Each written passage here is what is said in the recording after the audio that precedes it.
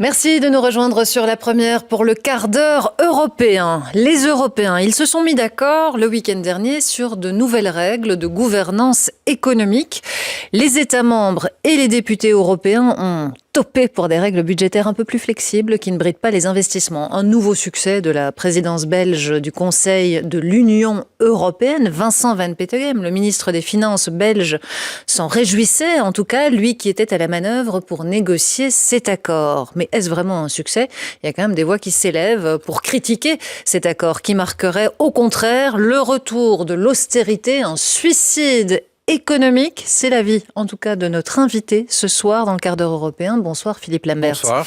Vous êtes eurodéputé, coprésident du groupe des Verts au Parlement européen et pourfendeur de cet accord tout juste négocié. Avec nous également Olivier Henrion qui va nous planter le décor, évidemment, comme chaque semaine. C'est important parce que quand on parle de règles budgétaires, c'est pas si simple, Olivier. Oui, et quand on évoque les règles de gouvernance économique en Europe, on pense bien évidemment aux fameux critères de Maastricht, 2 règles d'or inscrites dans le pacte de stabilité depuis la fin des années 90 pour guider les États membres dans leur gestion des finances publiques. Alors ces 2 règles, vous les connaissez tous par cœur depuis le temps qu'elles existent, n'est-ce pas Julie ?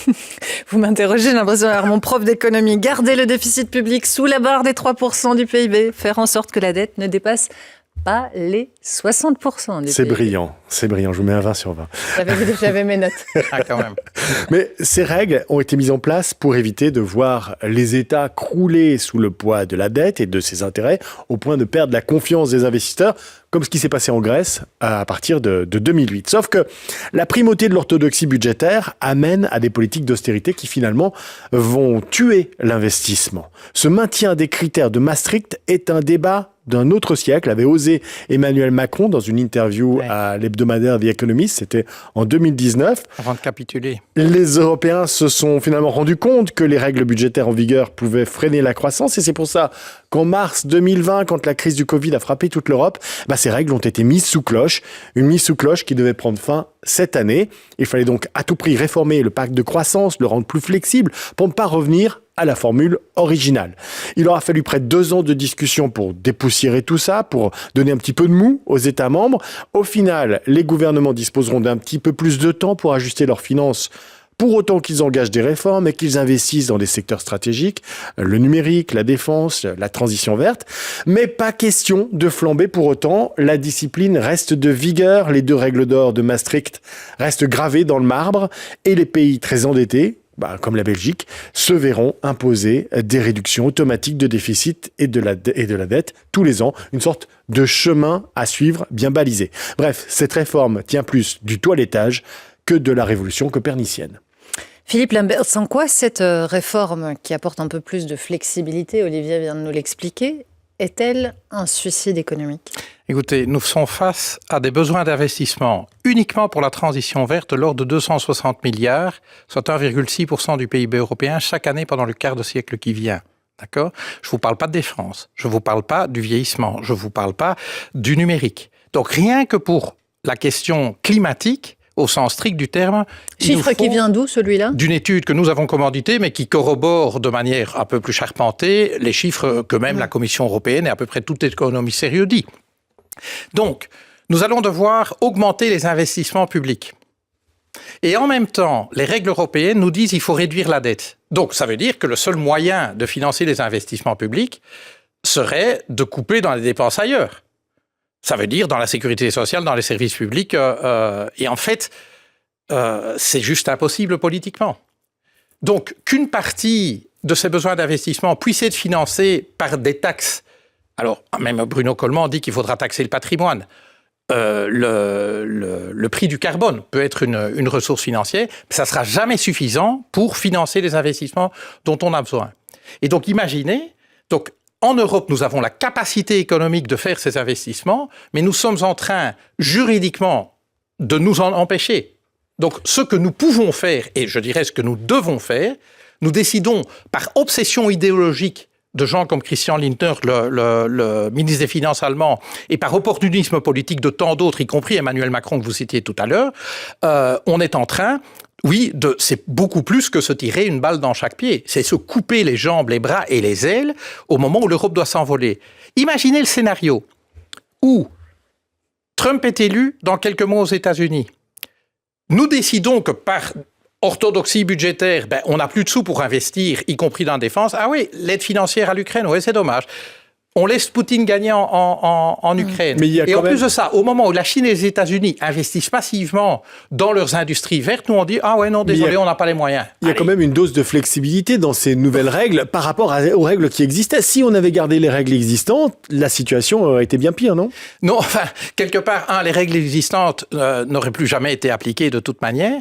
Et c'est un peu dire « Ok, on est passé d'un poison qui vous tue en 4 minutes à un poison qui vous tue en 4 minutes 30. » Ok. Mais c'est toujours un poison. Mais ce que vous nous dites, c'est dépenses sans compter, Philippe Lembergs, parce qu'aujourd'hui, on ne peut pas non plus dépenser... on sait que les priorités sont nombreuses et vos partenaires... mais si vous pensez que notre survie, c'est juste une priorité comme une autre, moi c'est bon. Mais au Parlement, beaucoup des députés qui siègent à côté de vous sont bien conscients qu'il y a toutes ces priorités. Non, ils ne sont pas conscients ? Non, je pense que pour beaucoup, la transition écologique, c'est le hobby des Verts. L'économie, c'est le hobby du PPE. La sécurité sociale, c'est le hobby du PS. Il faut un peu arbitrer entre tout ça. Notre survie, c'est un truc parmi d'autres, quoi. Franchement, c'est de ça qu'il s'agit. Et donc, franchement, la discussion, et j'étais dans la salle, il se fait que non seulement je connais le sujet, mais j'étais dans la salle de négociation. À aucun moment, la rationalité économique, la science économique n'a joué un rôle dans la discussion. C'est de l'idéologie, c'est de la posture, c'est de l'opportunisme politique. Mais les Allemands, ils vous disent que c'est possible de prendre des décisions favorables. Oui, mais ils ont pris un certain nombre de décisions qui sont quand même plutôt favorables à l'environnement en Allemagne, tout en maintenant une ligne d'austérité, non ? Mais non, c'est pas compatible ? Non, c'est bien ça le problème. En Allemagne, ils ont des règles encore plus stupides et plus idéologiques qui sont inscrites dans la Constitution. Il faut vraiment être con. Et donc, ils ont contourné ces règles par des fonds hors budget, et c'était ça la base de l'accord de coalition allemand qui mariait un peu la carpe et le lapin entre socialistes, libéraux et verts. Vous parlez là de la crise budgétaire qui... Et donc la Cour constitutionnelle allemande dit pas question, vous pouvez pas faire. Résultat, ils sont le bec dans l'eau. L'Allemagne n'est pas capable d'investir. Est-ce que c'est une des conséquences justement de cet accord ? Est-ce que la position très dure des Allemands aujourd'hui, c'est une des conséquences du fait qu'ils vont devoir se serrer la ceinture ? Non, les libéraux allemands, ils sont complètement à la ramasse. Dans les sondages, ils sont à la limite du seuil électoral, et donc ils pensent que c'est la seule cartouche qui leur reste, c'est de jouer les pères la rigueur sur la question économique, parce qu'ils pensent que ça paye en Allemagne, alors qu'en Allemagne, ils commencent à se rendre compte, il faut quand même se rendre compte que les infrastructures ferroviaires, routières, aéroportuaires en Allemagne menace ruine, qu'on rigole toujours quand nous on a des téléconférences, des visioconférences avec nos collègues allemands qui sont en Allemagne, l'infrastructure Internet est tellement arriérée que ça passe jamais. Enfin, c'est un pays qui est soi-disant la locomotive économique de l'Europe, elle est en état de sous-investissement chronique. Ils peuvent dire, écoutez, regardez, on a équilibré les budgets, mais les avions de la Bundeswehr, ils volent pas, nos trains sont en retard, on met 20 ans à faire un aéroport à Berlin, voilà, mais regardez, nous sommes en équilibre budgétaire. Il n'y a pas que l'Allemagne qui décide en Europe, justement, ces règles budgétaires, il y avait des États membres, il y avait des députés qui ont participé aux négociations, il y avait une socialiste qui était rapporteure de ce dossier. Alors, qu'est-ce qu'elle a fait ? Le Parlement s'est couché devant les États membres, devant l'Allemagne, c'est ça ? Oui, absolument, et j'étais témoin de ça. Vous savez, le Conseil est rentré, et donc c'était la présidence belge en disant, voilà, sur tous les éléments clés du dossier, nous avons zéro flexibilité, donc c'est non négociable. La réponse du Parlement, ça a été, ah bon ? Bon, alors est-ce qu'on peut négocier un ou d'autres trucs cosmétiques ? Alors au moins, si ça ne vous dérange pas trop, enfin, on ne voudrait pas vous mettre la pression, mais on pourra avoir un petit quelque chose. Donc vous dites, Philippe Lembergs, c'est le retour de l'austérité. Tout le monde n'est pas d'accord avec ça en Belgique. Alexia Bertrand, secrétaire d'État au budget Open VLD, était ce matin sur notre antenne. Avant de vous laisser réagir, on va l'écouter. Elle répondait ce matin aux questions de Daniel Welter. Ça n'est pas correct, il n'y a pas d'austérité. Dans chaque effort budgétaire qu'on a fait, on a chaque fois libéré des marges pour des nouvelles dépenses. On a été chercher plus d'argent pour des politiques nouvelles. À chaque contrôle budgétaire, comment est-ce qu'on peut parler d'austérité ? Ce gouvernement-ci a relevé les pensions minimum, a relevé le montant. Ce gouvernement-ci a relevé le montant des allocations. Ça n'est pas exact. Voilà, pour ce que disait Alexia Bertrand, elle parlait là de la scène politique nationale, en l'occurrence. Mais Madame Alexia Bertrand confond le présent et le futur. Elle parle de ce que le gouvernement a fait, c'est même le passé, à un moment où les règles budgétaires européennes sont suspendues. Mais la même Alexia Bertrand dit, on va devoir faire un effort entre 3 et 6 milliards par an pour les années qui viennent. Donc en fait, oui, elle peut dire, regardez, ces dernières années, quand j'étais aux manettes, on n'a pas vraiment fait l'austérité, c'est vrai. Mais ça ne veut pas dire qu'on ne va pas la faire demain, puisque les règles étaient Mais vous avez l'air de nous dire que c'est simple, en fait. Mais j'ai pas dit que c'est simple. Non, mais c'est parce que vous dites, en effet, aujourd'hui, il y a des enjeux qui sont très, très importants. On a besoin d'argent, on a besoin de pouvoir investir sans avoir des règles qui nous brident. Mais c'est quand même pas simple, vous le reconnaissez. Comment est-ce qu'on fait ça concrètement si on fixe pas des règles? Notre niveau. Je dis pas qu'il faut pas de règles, mais il faut des règles qui font sens économiquement. Celles-ci sont un non-sens économique.